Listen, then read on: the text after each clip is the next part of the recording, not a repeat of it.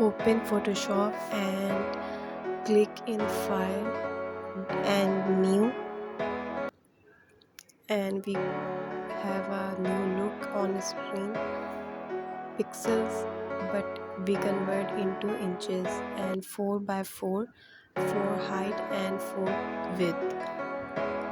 After convert into 4 by 4, we have a new canvas in our screen. I have already created my brush. Then we go to the brush tool. You can see we have a brush tool panel is open. We choose any brush. Then we put into our canvas.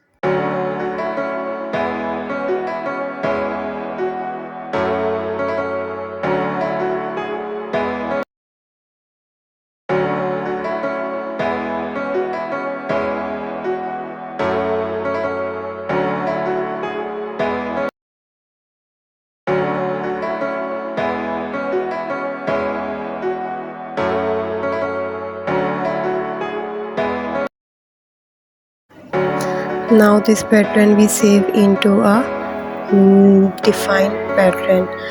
Edit and go define pattern. Now we open a new page. Inches, but height and width we change in 10 by 10.